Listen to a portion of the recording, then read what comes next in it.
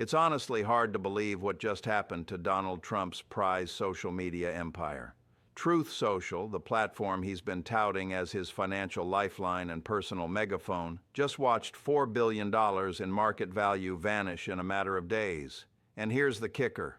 Warren Buffett, the Oracle of Omaha himself, just broke his decades-long silence on Trump to issue a stark warning that's sending shockwaves through Wall Street. We're not just talking about another bad day for Trump's business ventures. We're talking about a financial collapse that could derail his entire political operation, drain his legal defense fund, and expose the house of cards his supporters have been propping up. And trust me, this is just the beginning of a story that gets more explosive by the hour. Let me fill you in on what's been happening because this situation has been building for months. Truth Social launched back in February 2022 as Trump's answer to getting kicked off Twitter and Facebook. He promised his supporters it would be the future of free speech, a place where conservatives wouldn't be censored, where he could communicate directly with his base without big tech interference. The platform eventually went public through a merger with Digital World Acquisition Corp., creating Trump Media and Technology Group. At its peak valuation earlier this year, the stock was trading at levels that put Truth Social's market capitalization at over $6 billion.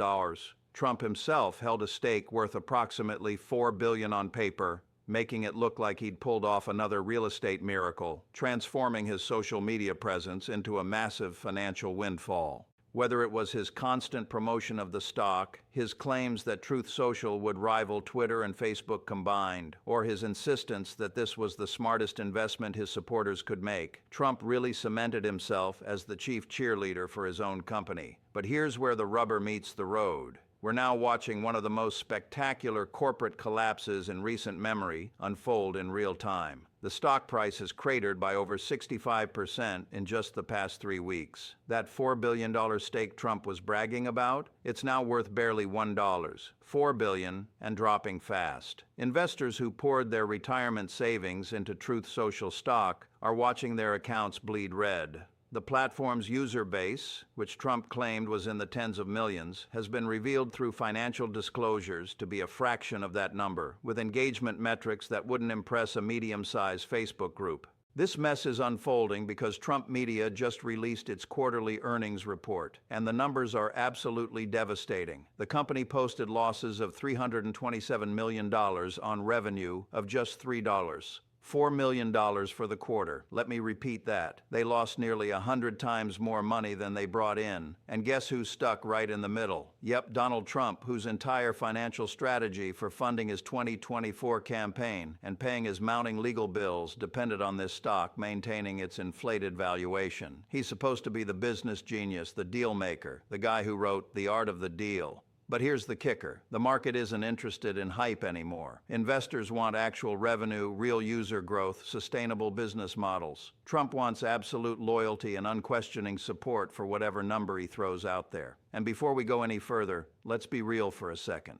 This isn't the first time Trump's business ventures have collapsed spectacularly. We've seen Trump Steaks, Trump University, Trump Airlines, multiple casino bankruptcies. But this one is different because it's happening in the middle of a presidential campaign with millions of ordinary Americans' investments on the line. Now back to the matter at hand. Reports from around October 27th revealed just how panicked Trump's inner circle was becoming. According to Politico's detailed investigation published that day, Trump held an emergency meeting with his campaign finance team and outside advisors to discuss what insiders are calling a financial crisis. Trump labeled the stock collapse as a coordinated attack by the fake news media and deep state operatives, and even went as far as to say that regulators should investigate illegal short selling and market manipulation. Talk about strong words. Essentially, Trump was calling anyone who questioned Truth Social's valuation a saboteur working to destroy his campaign. And this wasn't a private conversation. Trump made sure to air his grievances publicly on Truth Social itself, posting a series of increasingly desperate messages claiming the stock was massively undervalued and that smart investors should be buying the dip.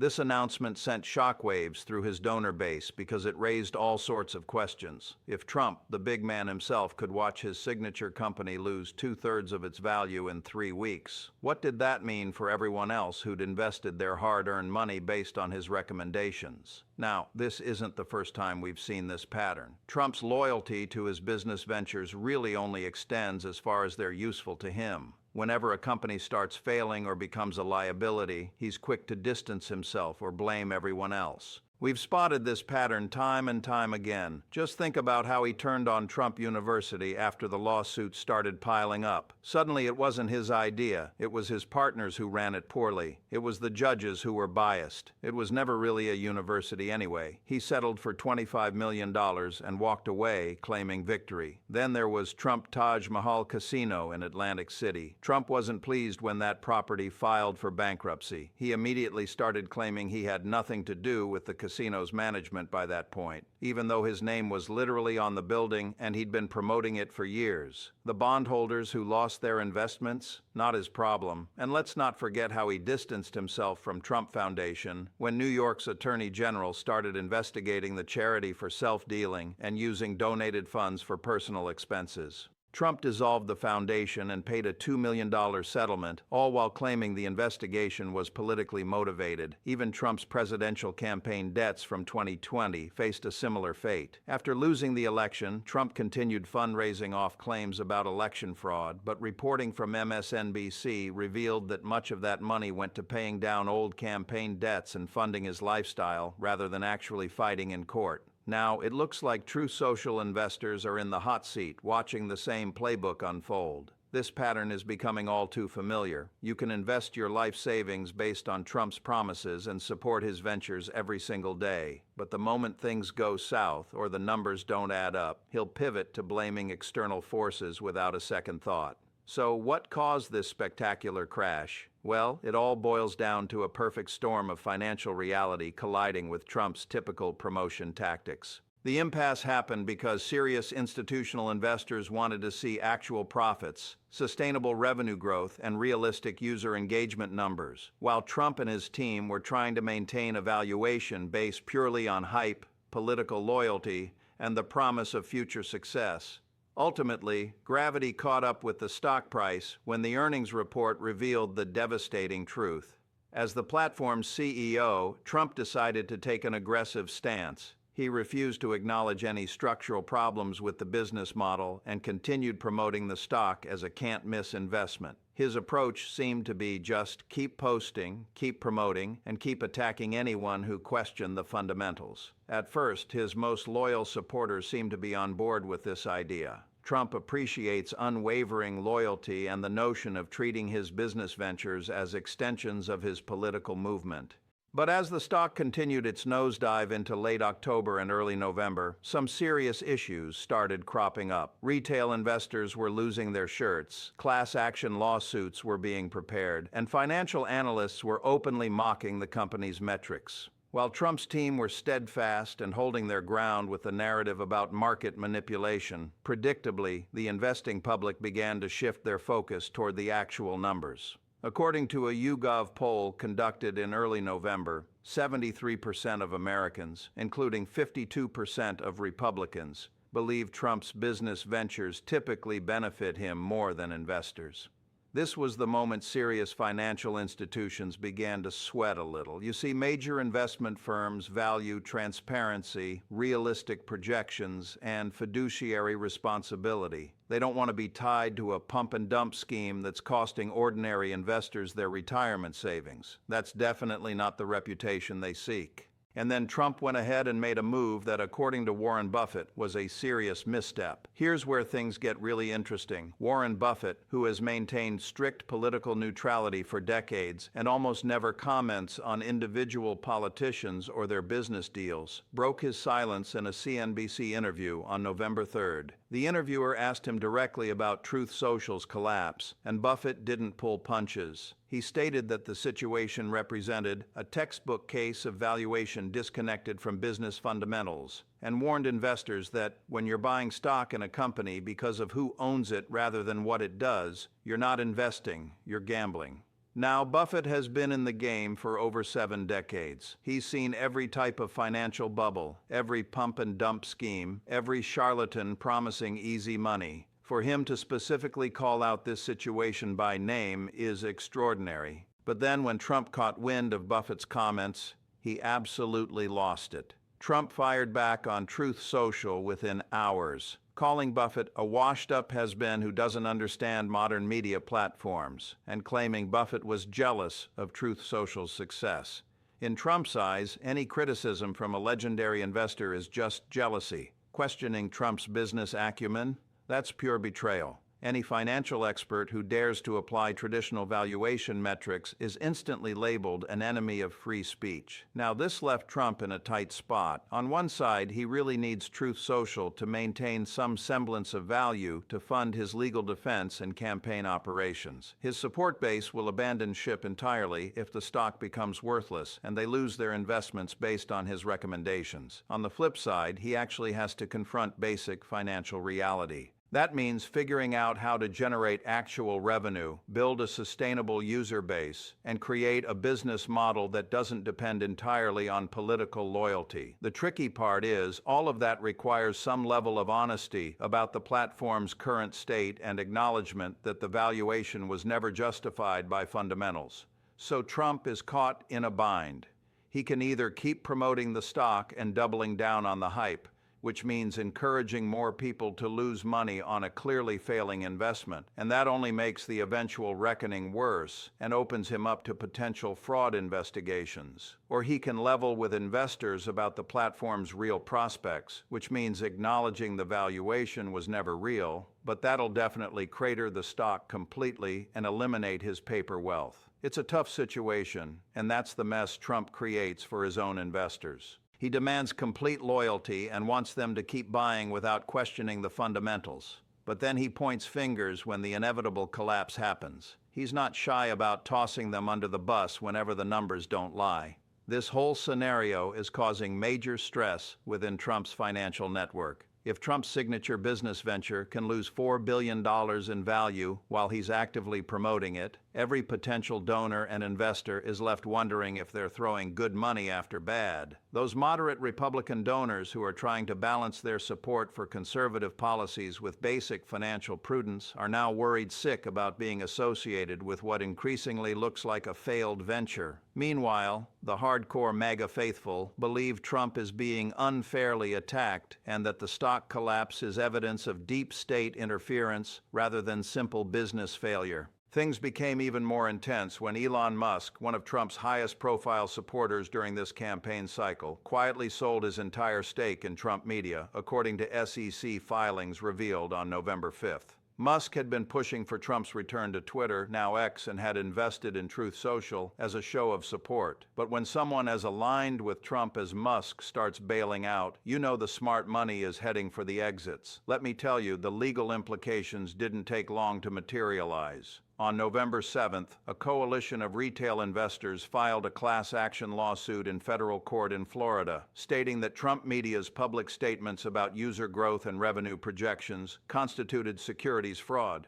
The lead attorney, Jennifer Morrison, a securities litigation specialist with 3 decades of experience, pointed out that the company's SEC filings painted a picture dramatically different from Trump's public promotions. She stated in the filing that when a company's CEO makes materially false statements to inflate stock value and retail investors lose billions as a result, that's not just bad business, it's potentially criminal fraud under federal securities law. The legal process is moving surprisingly quickly, and the judge has already denied Trump Media's motion to dismiss. After all, every day the stock continues falling means more investors suffering losses based on alleged misrepresentations. And let me tell you, the judge's preliminary ruling didn't hold back. While stopping short of determining guilt, the judge declared that the plaintiffs had presented substantial evidence that material misstatements were made with reckless disregard for the truth. That's legal speak for saying, you've got a strong case here. The defendants are on very thin ice. These aren't just marketing puffery. These are potentially fraudulent claims. The SEC has also reportedly opened a preliminary investigation according to a Wall Street Journal report from November 9th. examining whether Trump media violated disclosure requirements and whether Trump's personal promotion of the stock while serving as a major shareholder constitutes market manipulation. Legal experts are noting that we haven't seen a presidential candidate face potential securities fraud liability of this magnitude since the 1920s. Andrew Weissman, former FBI general counsel and federal prosecutor with impeccable conservative credentials, went on MSNBC's Morning Joe on November 10th and made a statement that really should catch everyone's attention. He said that if the allegations in the class action suit are proven, and if the SEC investigation finds material violations, Trump could face civil penalties in the hundreds of millions of dollars, potential criminal referral, and immediate credibility damage that would devastate his campaign's fundraising operation. Just think about that for a moment. We're talking about a candidate who's already facing 91 criminal charges across 4 jurisdictions, now potentially adding securities fraud to the list. And this is coming from a former prosecutor who served in both Republican and Democratic administrations. Charles Gasparino, Fox Business senior correspondent, mentioned in his November 11th reporting that Wall Street executives he's spoken with describe the Truth Social situation as radioactive and are advising clients to stay far away from anything Trump branded until the legal issues are resolved. When legal experts and financial journalists from both sides start tossing around terms like securities fraud and market manipulation, that's the moment to really pay attention. So let's break down what this financial meltdown could mean, because it's not just a captivating business failure story. It has serious consequences for how Trump's campaign operates, how voters perceive his business acumen, and what this means for the thousands of ordinary Americans who invested based on his recommendations. First up is the immediate political fallout. Trump is already facing significant financial strain due to his multiple legal battles, with legal fees reportedly exceeding $50 million this year alone, and his campaign coffers are getting depleted faster than donations are coming in. Republican megadonors are getting anxious about the upcoming 2024 election, particularly after Truth Social's collapse raised serious questions about Trump's business judgment. The stock was supposed to be his ace in the hole, the asset he could borrow against or eventually sell to fund his campaign down the stretch. According to campaign finance reports analyzed by Open Secrets, Trump's campaign has been burning through cash at an unprecedented rate, spending $3.7 million per week on legal fees alone. The Truth Social collapse eliminates his largest liquid asset and potentially his best source of emergency funding. And honestly, that's not the best look for him heading into the crucial final months before the election. Most folks in America have traditionally valued business success as a key qualification for the presidency. That's been a core part of Trump's political brand since 2016, the successful businessman who knows how to make deals and create jobs. The Truth Social debacle directly undermines that narrative in the most public way possible. Democrats are definitely planning to take advantage of this situation. They'll argue that Trump cares more about enriching himself than protecting investors, that he has no regard for the financial well-being of ordinary Americans who trusted him, and they'll have the Truth Social collapse as Exhibit A, backing up those claims. This is going to be a central theme in proving that Trump's business record is built on hype, bankruptcy, and leaving investors holding the bag. You can expect to see footage of Trump promoting Truth Social stock, charts showing the collapse in value, and interviews with devastated investors popping up in Democratic campaign ads, congressional hearings, and presidential debate prep. According to a Democratic National Committee memo leaked to Politico on November 12th, the party plans to make Trump's failed business ventures and the Americans they've harmed a major focus of their 2024 messaging strategy. Now let's touch on what this means for financial regulation itself. The SEC has been working hard to keep social media and celebrity stock promotion under control, wanting it to be viewed as subject to the same securities laws that govern traditional investment advice. But by fighting the investigation and refusing to acknowledge any wrongdoing, Trump's wading right into a regulatory controversy that could reshape how politically connected figures promote their own company's stock. Trump and his legal team are now poised to attack the SEC, implying political bias and questioning the agency's authority to regulate his social media posts, which complicates things for the Commission's image as a neutral enforcer of securities law. Yet the SEC probably felt it had no other choice. If it stayed silent while a presidential candidate potentially defrauded retail investors, the agency's credibility would take an even bigger hit. This situation shines a massive spotlight on the intersection of politics and securities regulation. At the heart of the issue is whether a presidential candidate can actively promote their own company's stock to supporters without triggering securities fraud liability when those statements prove materially false. If Trump gets away with it, it could totally change how political figures use their platforms to enrich themselves through publicly traded companies. Securities laws were specifically designed to prevent this kind of abuse. The whole point of disclosure requirements, insider trading restrictions, and anti-fraud provisions is to create a level playing field where investors can make informed decisions based on accurate information rather than celebrity endorsements or political loyalty. But Trump has always been uncomfortable with those limitations. He craves total control over his narrative and the ability to make whatever claims serve his immediate interests.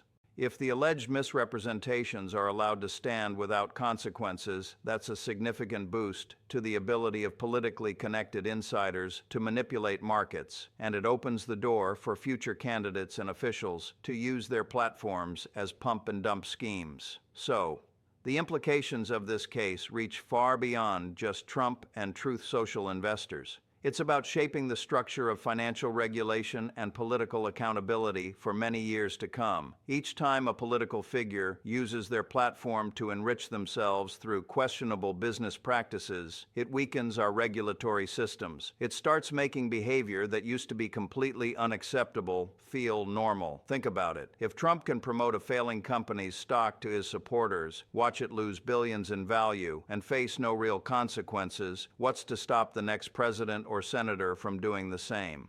If he can make materially false statements about revenue and user growth whenever it suits his campaign needs, what's to prevent another candidate from using their political following as a captive market for pump and dump schemes?